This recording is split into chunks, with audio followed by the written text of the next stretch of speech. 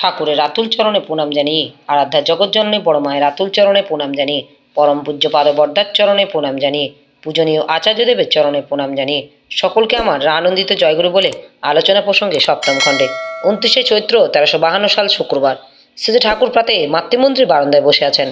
মণি বন্দ্যোপাধ্যায়, শ্রীশ রায়চৌধুরী, অরুণ জোয়ারদার, উষা মা, নলিনী মা, শৈলেন্দার মা, সুনীলের মা, লক্ষ্মী মা, মনুর মা, রঞ্জনের মা, শিশু মা, সুরবালা মা, নিশাবতী মা, ঈশানী মা প্রভৃতি শ্রী ঠাকুরের কাছে আছেন।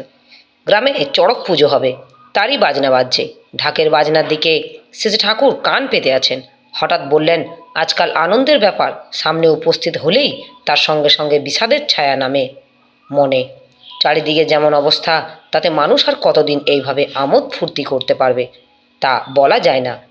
নিজ বাসভূমি পরবাসী হওয়ার কথা যে আছে, এতদিনে বোধ হয় তা পুরোমাত্রায় ফলতে চলল। সবাই আপন স্বার্থ নিয়ে আছে, কিন্তু আজকের স্বার্থ দেখতে যে কালকের স্বার্থ জলাঞ্জলি দিচ্ছে। নিজের দুঃখ এড়াবার দায়ে সে সন্তান সন্ততির দুঃখ কায়েম করেছে, তার বোঝে না। মণিদা, করণীয় কি? সেজে ঠাকুর বাইরের থেকে বাংলাদেশে লোক এনে বসিয়ে বিভিন্ন সম্প্রদায়ের মধ্যে সংখ্যাগত সামঞ্জস্য বিধানের কথা কতগুলি থেকে কতকজনের বললাম, কেউ কান দিল না। নিজে করতে চেষ্টা করলাম, তাও উদ্দেশ্য না বুঝে সমাজের লোক শত্রু হয়ে দাঁড়ালো। করতে দিল না। এটা করতে পারলে সবারই ভালো হতো। মুসলমান ক্ষতিগ্রস্ত হোক তাও আমি চাই না, হিন্দু ক্ষতিগ্রস্ত হোক তাও আমি চাই না। আমার ইচ্ছা করে এমনতর একটা পরিস্থিতি সৃষ্টি করা, যেখানে অন্যায় অত্যাচার মাথা তোলা দিতে না পারে, পরস্পরে বাঁচা বাড়ার সহায়ক হয়। আপনারা বোঝেন সব, কিন্তু কোমরের বেঁধে লাগেন না, এই যা দোষ। প্রফুল্ল, খাদ্য সমস্যার সমাধান কি? সেজে ঠাকুর প্রত্যেকের জন্য প্রস্তুত থাকতে চেষ্টা করলে অভাব থাকে না, সেই মনোভাব চালিয়ে দিতে হয়। মানুষ মানুষের প্রতি স্বার্থান্বিত হলে দুঃখ কষ্ট থাকে না। সচ্ছল অসচ্ছল প্রত্যেকেই যদি পারিপার্শ্বিক সম্বন্ধে স্বার্থান্বিত হয়, তাহলে প্রত্যেকেই দক্ষতা উৎপাদন বাড়ে। সমাধান হলে অপকর্ম ও বদ অভ্যাসগুলি নাশ করা। মাথা ও শরীরের আলসেমি থাকলে, সেবা বুদ্ধি না থাকলে অভাবকে আর খুঁজে বেড়াতে হয় না, সে আপনিই এসে ভক্তকে দর্শন দেয়। তাই বলি, যার যতটুকু জমি আছে মাথা খাটিয়ে তা সদ্ব্যবহার করুক। শাক সবজি ফলমূল বাড়াক, আগে থাকতে এগিয়ে থাকুক, প্রস্তুত থাকুক, যাতে প্রয়োজনে অতিরিক্ত ফলাতে পারে। বীরেন্দার সঙ্গে সাধুতাই সর্বোত্তম কৌশল। কথা তাৎপর্য সম্পর্কে আলোচনা প্রসঙ্গে শ্রী ঠাকুর বললেন, সাধুতাই সুকৌশল। সাধুতা মানে নিষ্পন্নতা, আর নিষ্পন্নতার মাঝে আসে সুকৌশল। যে ক্ষেত্রে যেমন করে যা করতে হয়, সে ক্ষেত্রে তেমন করে তা করতে হবে। এক ঢালা কোনো সূত্র নেই, অবস্থা অনুযায়ী ব্যবস্থা করতে হবে। এইখানেতেই মাথা খাটানোর প্রয়োজন। এই কৌশলী চলন যেখানে যত কম, সাধুত্ব সেখানে ততখানি খোঁড়া। এখন যেমন একটা দিক আছে, এর আরও একটা দিক আছে। বুদ্ধিমত্তার সঙ্গে সৎভাবে চলে যে, তার যোগ্যতাও বাড়ে এবং পরিবেশ তার প্রতি শ্রদ্ধা ও আস্থা সম্পন্ন হয়। এর ভিতর দিয়ে কৃতকার্যতা লাভ তার পক্ষে সহজ হয়ে ওঠে। সুতরাং পন্থা হিসেবে সৎপথে চলা সব চাইতে ভালো পন্থা। সে বিষয়ে আর সন্দেহ কি? সত্য যার খাঁটি, শোনা হয় তার মাটি। প্রফুল্ল, বর্তমান রাজনৈতিক পরিস্থিতি আমাদের করণীয় কি? সেজে ঠাকুর আমরা যা করতে আরম্ভ করেছি ঠিকমতো করে তুলতে পারলে সব ঠিক হয়ে যায়। দেশের মধ্যে যদি ইষ্টাপ্রণতা ও পারস্পরিকতা ও সংহতি গড়ে তোলা যায়, তাহলে তাদের দুঃখ ঘোচানো যায়। প্রফুল্ল, পাকিস্তান যদি হয়, হিন্দুরা কী করবে? শেষে ঠাকুর, যে নীতিবিধি মেনে হিন্দুদের চলা উচিত তা যদি চলে এবং সঙ্গে সঙ্গে যাজনে সবার মধ্যে ব্যপ্ত হয়ে পড়ে, পরিপূরণী আর্য দ্বারাকে অক্ষুণ্ণ রেখে পূর্বতন প্রত্যেকটি মহাপুরুষকেই স্বীকার করে নিয়ে পুরোয়মান বর্তমান যিনি তাতে কেন্দ্রীভূত হয়ে, তাহলে পাকিস্তান বা যে স্থানই হোক সর্বস্থানই সুস্থান হয়ে দাঁড়ায়। এমন সময় স্পেন্সার দা আসলেন। স্পেন্সার দা এসে একটা বেঞ্চিতে বসার সঙ্গে সঙ্গেই শেষে ঠাকুর তার দিকে চেয়ে সুর করে বলতে লাগলেন, সির দেনেছে গুরু মিলে ও অভি সস্তা জানো। একটু পরেই আবার বললেন, সির উতারে ভুঁই ধরে উপর রাখে পাও, দাস কবিরা কহে ऐसा হৌ তো আও। স্পেন্সার দা জিজ্ঞাসু দৃষ্টিতে প্রফুল্লর দিকে চাইলেন। তিনি ইংরেজি তর্জমা বলার পর স্পেন্সার দা গম্ভীরভাবে ভাবতে লাগলেন। শ্রী ঠাকুর পূর্ব প্রসঙ্গে বলে চললেন, মুসলমান সম্প্রদায়ের মধ্যে সত্যিকার ইসলামের প্রতিষ্ঠা যাতে হয়, সেই জন্য আমাদের ঢের করবার আছে। কোরআন হাদিসের কদর্থ করে লোককে যেভাবে বিভ্রান্ত করা হচ্ছে, কোনো ধর্মপ্রাণ লোকেরাই তা বরদাস্ত করা উচিত নয়। সুনিষ্ঠ ধর্মাচরণ পরায়ণ শুভবুদ্ধি সম্পন্ন বিজ্ঞ মুসলমান ভাইদের সংগ্রহ করে এই কাজে লাগাতে হয়। তাদের উপর প্রথমটা হয়তো অত্যাচার অবিচার হবে, কিন্তু ধীরে ধীরে লোকে বুঝবে কোনটা সত্য কোনটা মিথ্যে। ধর্মের সঙ্গে অসৎ নিরোধ অবিচ্ছেদ্যভাবে জড়িত, আর এই অসৎ নিরোধ করতে গিয়েই আসে বাধা ও নির্যাতন। তা অতিক্রম করার মতো কৌশল ও শক্তি আয়ত্ত করতে না পারলে ধর্মের প্রতিষ্ঠা হবে না। কিন্তু ধর্মের প্রতিষ্ঠা ব্যষ্টি ও সমষ্টি মঙ্গলের জন্যই অপরিহার্য। তুমি মানুষকে টাকা দাও, পয়সা দাও, খেতে দাও, পড়তে দাও, নারী দাও, মাটি দাও, শিক্ষা দাও, সভ্যতা দাও, কোনো দেওয়া হলো না যতক্ষণ না তুমি তার মধ্যে ধর্মকে প্রতিষ্ঠা করে তার যোগ্যতা ও সংযম বিকশিত করছো। দিব্যধাম কে কে কত ভালোবাসে, তার পরখ হলো মানুষের ভিতর দিব্যধামকে সে কতখানি সঞ্চারিত করতে পারে। সেই জন্য গীতায় আছে, জানতি মদ জানি হো পি মাম। ধর্মান্তরীকরণ সম্বন্ধে কথা উঠল। শ্রী ঠাকুর তাতে বললেন, ধর্মই চিরদিন এক, আর তা আচরণে বস্তু। ধর্মের কখনো ভেদ হয় না। ধর্ম কখনো পিতৃপুরুষ বা মানুষের অতীত সত্তা সম্বর্ধনীয় কৃষ্টিকে অস্বীকার করতে শেখায় না। তা যদি করে তবে তা ধর্ম নয়, তাতে মানুষের মন্দ ছাড়া ভালো হয় না। এক কথায় ধর্মান্তরীকরণ ধর্মের কোনো কথা নয়। স্পেন্সার দাস শ্রী ঠাকুরের কথা শুনে হেসে ফেললেন। শ্রী ঠাকুর হাসতে হাসতে জিজ্ঞাসা করলেন, এ কথা ঠিক নয়, বাইবেলে কি বলে? স্পেন্সার দা, ঠিক আছে, বাইবেলেরও সমর্থন আছে। শ্রী ঠাকুর বললেন, বের করে দেখাও তো। স্পেন্সার দা, ঠিক আপনার কথা না হলেও ওই ধরনের সুর আছে, খুঁজে বের করতে একটু দেরি হবে। শ্রী ঠাকুর জোর দিয়ে বললেন, এখনই বের করে ফেলো, যখন কাঠটা তখন করে ফেলা ভালো। স্পেন্সার দা ঘরে ঢুকে বাইবেলটা দেখতে লাগলেন। পরে এসে পড়ে শোনানো হলো, হাই অধার্মিক ইহুদি ধর্ম ব্যাখ্যাতাগণ, তোমরা একজনকে স্বধর্ম ত্যাগ করবার জন্য জল স্থল পরিভ্রমণ করো, কিন্তু যখন তাতে কৃতকার্য হও তোমরা তাকে একটা নরক নন্দন করে তোলো, যে কিনা তোমাদের চাইতে দ্বিগুণ খারাপ হয়ে ওঠে। শ্রী ঠাকুর, বুঝে নাও, এমন কথা বরাবর চলে আসছে, আর আমরা এর বিরুদ্ধ আচরণ করছি। কিন্তু পরিপূরণী দীক্ষা জিনিসটা আলাদা। তাতে গুরু ত্যাগ হয় না, বংশ ত্যাগ হয় না, কৃষ্টি ত্যাগ হয় না, বরং প্রত্যেকটাই স্ফুরণদীপনা লাভ হয়। আমার কথা এই যে পূর্বতনী একজনকে না মানলে মহা ক্ষতি। বর্তমান পুরুষ সম্বন্ধে বলেছেন, সর্বদেবময় গুরু। পূর্বতন প্রত্যেকটি মহাপুরুষ তার মধ্যে জীয়ন্ত। তার কাছে ধর্মান্তকরণ নেই, আছে নিষ্ঠা। ধর্মান্তকরণ করা মানে বিশ্বাসঘাতকতা শেখানো। এটা ধর্মরাজ্যের কথা নয়। আমার কাছে কোনো খ্রিস্টান আসলে তাকে বলি, আরও গভীরভাবে খ্রিস্টান হও। কোনো মুসলমান আসলে তাকে বলি, আরও গভীরভাবে মুসলমান হও।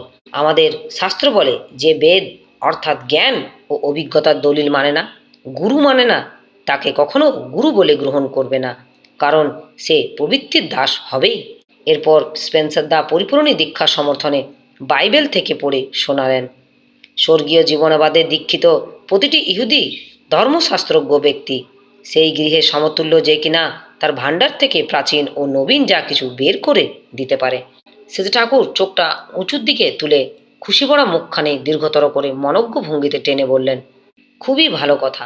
স্পেন্সার দা বাইবেলের আরেকটা কথা তাৎপর্য জানতে চাইলেন। শ্রী ঠাকুর সেই প্রসঙ্গে বললেন, একজন কোনো মহাপুরুষের বিষয় হয়তো ভালো করে জানে না, যতটুকু জানতে পারে তাতে বুঝতে পারে না, এবং না বোঝার দরুন অকপট সমালোচনা করে, কিন্তু তা হয়তো ভগবানের বিশ্বাস আছে এবং ভগবত কথা শুনতে ভালোবাসে, কিংবা সত্য জিজ্ঞাসা আছে, সত্য জানতে চায়, এমনতরও জিজ্ঞাসু লোক এমন অবস্থায় উক্ত মহাপুরুষের বিরূপ সমালোচনা করলেও তাতে তার ক্ষমার অযোগ্য পাপ হবে না।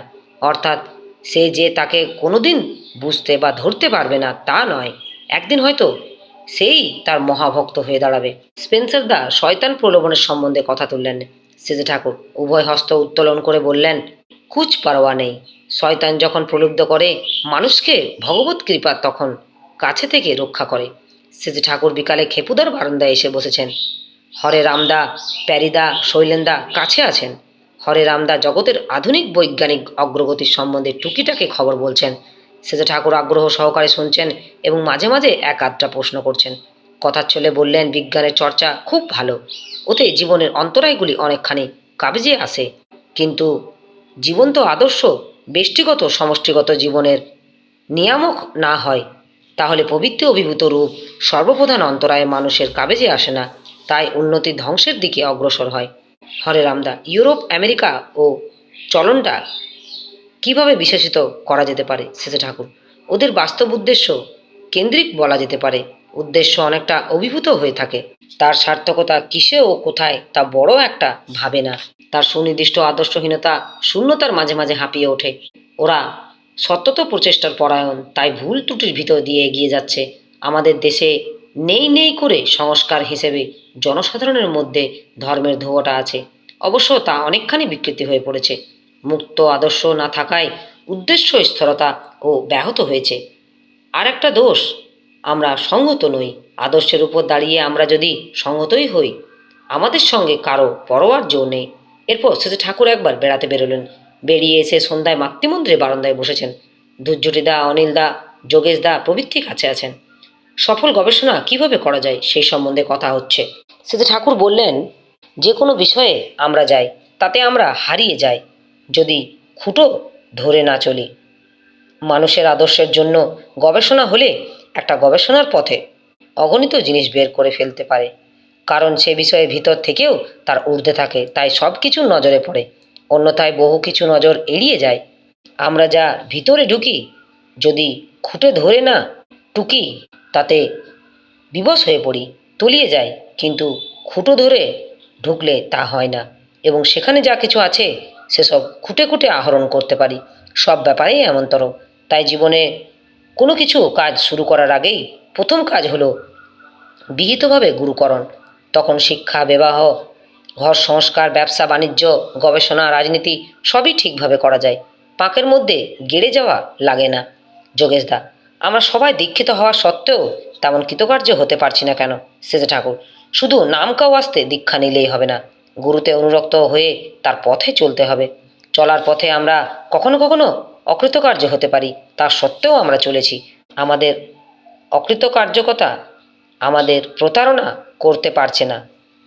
অকৃতকার্যকতার মধ্যে আমরা হারিয়ে যাচ্ছি না, এইটুকু যা।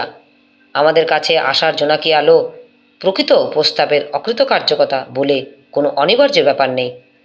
অকৃতকার্যকতা মানে বিধিমাফক না করা। বিধিমাফক যে করে তার অকৃতকার্যকতা নেই। প্রফুল্ল, পারিপার্শ্বিক সহযোগিতা যদি না পাওয়া যায়? শেষে ঠাকুর, তুমি যদি কায়মনোবাক্যে নিরন্তর করে চলো, অন্তরের আগ্রহ উন্মাদনা দিয়ে, তোমার সেই করাটাই সহযোগিতা সৃষ্টি করবে। কালিদাসীমা তামাক সেজে দিলেন। সেজে ঠাকুর তামাক খেতে খেতে মুখ থেকে নলটা সরিয়ে হঠাৎ বললেন, আমি সংসারের পীড়নে কাঁদি, লোকের কাছে প্রেমিক হই। সেজে ঠাকুরের কথা শুনে প্রত্যেকেই নিজে নিজে অন্তর্রাজ্যের কথা ভাবছেন। ভেলকু একপাশে দাঁড়িয়েছিলেন। সে বলল, গোপালী, তুমি যে বললে একজন আপ্রাণভাবে করলে অন্যেরও তার সাথী হয়, কিন্তু তুমি যে এত করো, আমরা তোমার সাথে থেকেও তো তোমার ইচ্ছা পূরণের কথা তত ভাবি না। শেষে ঠাকুর, ভাবো বই কি, না ভাবলে এই প্রশ্ন তোমার মনে জাগত না। সবাই তো আর সবটা পারে না, যে যেমন পারে সে তেমনি করে। আবার করার মূল কথা হলো টান। তবে এ কথা ঠিকই, একজন যদি কোমর বেঁধে লাগে, তার সঙ্গে সঙ্গে আরও 10 জন দাঁড়িয়ে যায়। এই হলো প্রকৃতির বিধান। আমি 22 মিনিটে 3 মাইল পথ হেঁটে গিয়েছিলাম। আমি শুধু একা হাঁটিনি, আমার সঙ্গে 30 থেকে 40 জন হেঁটে গিয়েছিল। পারে না, তবু হাঁপাতে হাঁপাতে আমার সঙ্গে ছুটেছে। বিজয় রায়, প্রবৃত্তির ঝোঁক সামলানোই তো সবচাইতে কঠিন কাজ।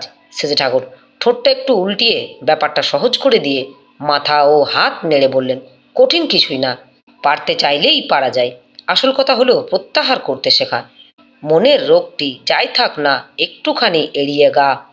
কওয়া করাই চলবি যেমন, ঝোঁক হবে তোর তদনুগা। যেদিকে খেয়াল সেদিকে একখানি ঢিল দাও, আর যেমনতর হতে চাও তেমনতর কওয়া করা চালিয়ে যাও। দেখতে দেখতে নতুন ঝোঁক ও অভ্যাস সই হয়ে যাবে। করে দেখো হয় কি না। এর মধ্যে কোনো দার্শনিকতা নেই। করতে শুরু করলে হাতে হাতে ফল টের পাবে। এরপর খেপুদা নিভৃত আলাপের সঙ্গে আশার সভা ভঙ্গ হলো। আমার এই আলোচনা প্রসঙ্গে কিছু ভুল ত্রুটি হয়ে থাকলে আপনারা আমায় ক্ষমা করবেন। উপস্থিত দাদা, ভাই, বোন, মায়েদের আমার আনন্দিত জয়গুরু।